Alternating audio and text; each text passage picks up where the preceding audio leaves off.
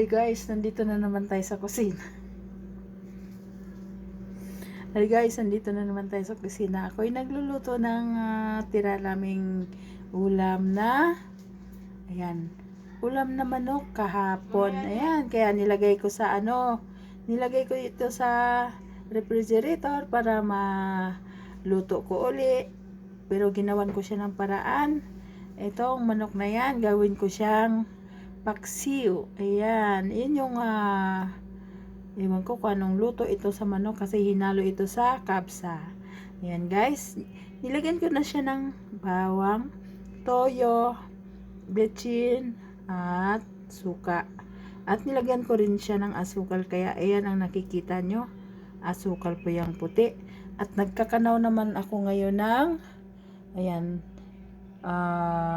harina, flour na may flour, ayan, tubig at flour. Ayan, kinakanaw ko na siya para yan ang isasabaw ko para mamaya malapot ang niluluto kong paksiw na manok. Ayan, hindi na po siya adobo. Ayan, bawang lang po ang hinalo ko dyan kasi yun lang ang sangkap na pwede dyan. Ayan guys, hindi ko na siya lalagyan ng tawag nito, kung ano-ano pang mga ingredients katulad ng laurel at paminta.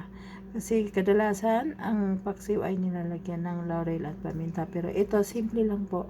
Meron naman po ditong laurel at paminta pero hindi po kami gumagamit niyan dito. Ayan guys, ibubuhos ko na habang kinakanaw ko yung flour. Ayan, ibubuhos ko naman ngayon ang flour. Ngayon isasalang ko na. Ayan, isasalang ko na siya sa apoy. Ayan, isasalang ko na siya sa kalan. Ayan guys, simulan ko na ang pagluluto ng paksiw na manok.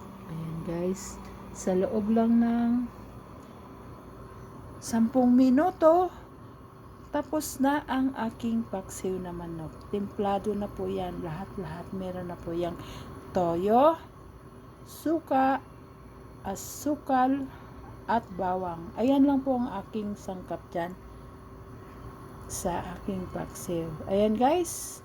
Thank you for watching. Ayan, babalik po ako after 10 minutes para sa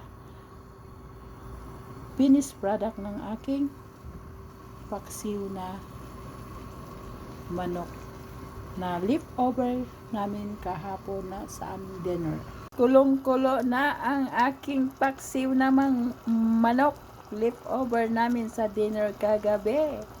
Ayan, mag-aantay pa tayo ng